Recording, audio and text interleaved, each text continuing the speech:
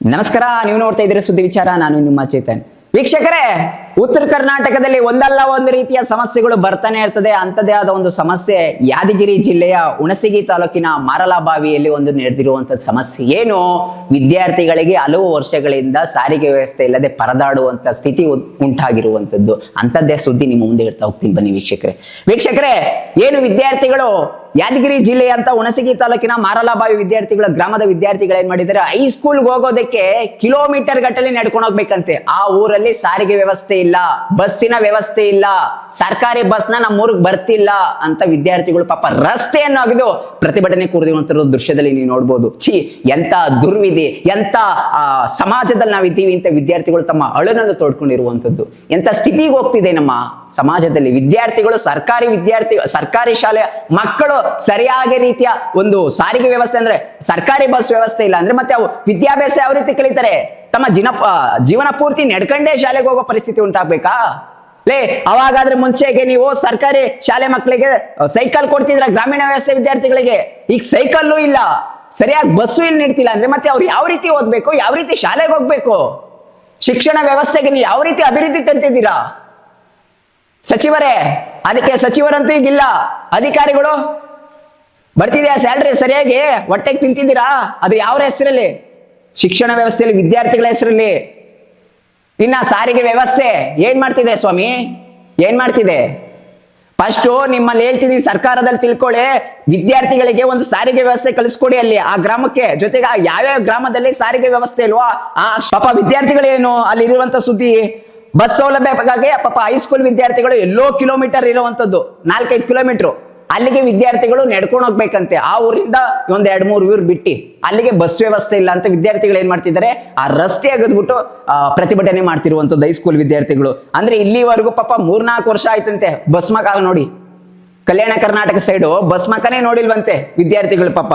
ಅಂದ್ರೆ ಸರ್ಕಾರ ಫ್ರೀ ಕೊಟ್ಟಿದೆ, ಆ ಫ್ರೀ ಕೊಟ್ರೆ ಸಾರಿಗೆ ವ್ಯವಸ್ಥೆ ಅದನ್ನ ಕಲ್ಪಿಸಿಲ್ವಂತೆ ಅಧಿಕಾರಿಗಳು. ಡಿ ಕೆ ಶಿವಕುಮಾರ್ ಹೇಳಿದ್ದಾರಂತೆ, ಆದೇಶ ಬಂದಿದೆ. ಆದ್ರೆ ಆ ಆದೇಶಕ್ಕೆ ಅಧಿಕಾರಿಗಳು ಕಿವಿಗೆ ಹೂವು ಇಟ್ಕೊಂಡು ನಮಗೂ ಅದಕ್ಕೂ ಸಂಬಂಧನೇ ಇಲ್ಲ ಅಂತಿರುವಂತದ್ದು. ನಿಮ್ಗೆ ನಾಚಿಕೆ ಮಾನ ಮರ್ಯಾದೆ ಏನಾದ್ರು ಇರ್ಬೇಕು ನಿಮ್ಗೆ. ಅಧಿಕಾರಿಗಳು ಸ್ಯಾಲ್ರಿ ಎಣ್ಸ್ಕತ್ತೀರಾ, ಸರ್ಕಾರಿ ಉದ್ಯೋಗದಲ್ಲಿ ಇದ್ದೀರಾ, ಸರಿಯಾಗಿ ಕೆಲಸ ಮಾಡ್ರಿ. ಅನ್ಎಜುಕೇಟೆಡ್ ತಂದು ಪಾಪ ಅಲ್ಲಿನ ಹುಣಸಗಿ ತಾಲೂಕಿನ ಮಾರಲಬಾವಿ ವಿದ್ಯಾರ್ಥಿಗಳು ಪ್ರತಿಭಟನೆ ಮಾಡ್ತಿರುವಂತದ್ದು. ಕಳೆದ 3-4 ವರ್ಷದಿಂದ ಬಸ್ ಇಲ್ವಂತೆ. ಎಂತ ಸ್ಥಿತಿಗೆ ಹೋಗ್ತಿದೆ ಪಾಪ. ಅದಕ್ಕೆ ಉತ್ತರ ಕರ್ನಾಟಕ ಇನ್ನೂ ಬೆಳೀತಿಲ್ಲ. ಯಾಕೆ ಉತ್ತರ ಕರ್ನಾಟಕದ ಪಾಪ ಬಡ್ಕಾತಾರೆ ಬೆಳಿಗ್ಗೆ ಇದ್ರೆ ಅಂದ್ರೆ, ಇದಕ್ಕೆ ಅಲ್ಲಿನ ಸಚಿವರು, ಅಧಿಕಾರಿಗಳು, ಅಲ್ಲಿನ MLA, ಆ MP ಗಳು, ಅಲ್ಲಿರುವಂತ ಸ್ಥಳೀಯ ಗ್ರಾಮೀಣ ವ್ಯವಸ್ಥೆಯಲ್ಲಿರುವಂತದ ಪ್ರತಿನಿಧಿಗಳು ಏನ್ ಮಾಡ್ತಾ ಇದ್ದೀರಾ? ಹೊಟ್ಟೆಗೆ ಏನ್ ತಿಂತೀರಾ? ಸಮಸ್ಯೆ ಹೇಳ್ಕೊಂಡ್ರೆ ಪರಿಹಾರ ಮಾಡಲಾಗದಂತ ತಹಸೀಲ್ದಾರರು, ಜಿಲ್ಲಾಡಳಿತ ಏನ್ ಮಾಡ್ತಾ ಇದ್ದೀರಾ ಸ್ವಾಮಿ? ಏನ್ ಮಾಡ್ತಾ ಇದ್ದೀರಾ? 150ಕ್ಕೂ ಅಧಿಕ ವಿದ್ಯಾರ್ಥಿಗಳು ಆ ರಸ್ತೆ ತಡೆದು ಪ್ರತಿಭಟನೆ ಮಾಡ್ತಿರುವಂತದ್ದು.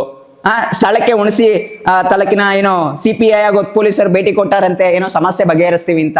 ಏನ್ ಸಮಸ್ಯೆ ಬಗೆಹರಿಸ್ತೀರೋ ಸ್ವಾಮಿ? ಈಗ ಎಚ್ಚೆತ್ತುಕೊಳ್ಳೋದ ವಿದ್ಯಾರ್ಥಿಗಳು ಪ್ರತಿಭಟನೆ ಮಾಡೋದ್ಮೇಲೆ? ಏನ್ ಮಾಡ್ತಿರೋ ಗೊತ್ತಿಲ್ಲ. ಆ ಗ್ರಾಮಕ್ಕೆ, ಯಾವ್ದದು ಮಾರಲಬಾವಿ ಗ್ರಾಮಕ್ಕೆ, ಯಾದಗಿರಿಯ ಹುಣಸಗಿ ತಾಲೂಕಿನ ಮಾರಲಬಾವಿ ಗ್ರಾಮಕ್ಕೆ ವಿದ್ಯಾರ್ಥಿಗಳಿಗೋಸ್ಕರ ಬಸ್ ಸೌಲಭ್ಯವನ್ನು ಕಳಿಸ್ಕೊಡ್ಬೇಕು ಮಾನ್ಯ ಅಧಿಕಾರಿಗಳೇ. ಉತ್ತರ ಕರ್ನಾಟಕ ಸಮಸ್ಯೆಗಳನ್ನ ಆಲಿಸುವಂತ ಜವಾಬ್ದಾರಿ ನಿಮ್ಮದು. ಸರ್ಕಾರಿ ಅಧಿಕಾರಿಗಳನ್ನ ಕಿವಿ ಕೊಟ್ಟಿ ಕೇಳಿಸ್ಕೊಳ್ಳಿ. ಏನು ಸಾರಿಗೆ ವ್ಯವಸ್ಥೆಯಲ್ಲಿ ಇದೋ ಫಸ್ಟ್ ವಿದ್ಯಾರ್ಥಿಗಳಿಗೆ ಗಮನ ಕೊಡಿ. ಪ್ರತಿಯೊಬ್ಬ ವಿದ್ಯಾರ್ಥಿಗಳು ಫ್ರೀ ಬಸ್ ಪಾಸ್ ಅಂತ ಕೊಟ್ಟಿದ್ದೀರಲ್ವಾ? CM ಸಾಹೇಬ್ರು ಓಡಿಸಿದ್ದಾರೆ, ಎಲ್ಲಾ ವಿದ್ಯಾರ್ಥಿಗಳಿಗೂ ಉಚಿತವಾಗಿ ಬಸ್ಸಲ್ಲಿ ಓಡಾಡ್ಬೋದು ಅಂತ. ಆಯ್ತಾ? ಆದ್ರೆ ನೀವ್ ಯಾಕೆ ಕೇರ್ಲೆಸ್? ಯಾಕೆ ಬರ್ತಿಲ್ಲ ಅಂತನಾ? ಆದಾಯ ಕಡಿಮೆ ಆಯ್ತಾ ಅಂತನಾ? ಮತ್ತೆ ಅವಾಗ ಹೇಳ್ಕೊಳ್ಳಿ CM ಹತ್ರ, ನಮ್ಗೆ ಆದಾಯ ಇಲ್ಲ, ನಾವ್ ಹೆಂಗ್ ಫ್ರೀ ಕೊಡೋದು ಅಂತ. ಅವ್ರ ಆದೇಶ ಮಾಡಿದ್ರು ಸರ್ಕಾರಿ ಸೌಲಭ್ಯವನ್ನು ನೀವು ಸಾರಿಗೆ ವ್ಯವಸ್ಥೆಯಲ್ಲಿ ಅವರಿಗೆ ಊರಿಗೆ ಗ್ರಾಮಕ್ಕೆ ಬಸ್ ಸೌಲಭ್ಯ ಕಲಿಸ್ಕೊಟ್ಟಿಲ್ಲ. ಏನಕ್ಕೆ? ಅದೇನ್ ಮಾಡ್ತಿರೋ ಗೊತ್ತಿಲ್ಲ. ಆ ಊರಿಗೆ ಗ್ರಾಮಕ್ಕೆ ಬಸ್ಸಿನ ಸೌಲಭ್ಯ ಕಲಿಸ್ಕೊಡ್ಬೇಕು. ಆ ವಿದ್ಯಾರ್ಥಿಗಳು ಬಸ್ ಹತ್ತಿ ಶಾಲೆಗೆ ಹೋಗುವಂತ ಜಾರಿಗೆ ತರಬೇಕು ಅನ್ನೋದೇ ನಮ್ಮ ಸುದ್ದಿ ವಿಚಾರದ ಪ್ರಮುಖ ಸುದ್ದಿ ಆಗಿರುವಂತದ್ದು. ಇದಾಗಿತ್ತು ಇವತ್ತಿನ ಸುದ್ದಿ ವಿಚಾರ. ಸುದ್ದಿ ನಮ್ಮದು, ವಿಚಾರ ನಿಮ್ಮದು. ನಮಸ್ಕಾರ.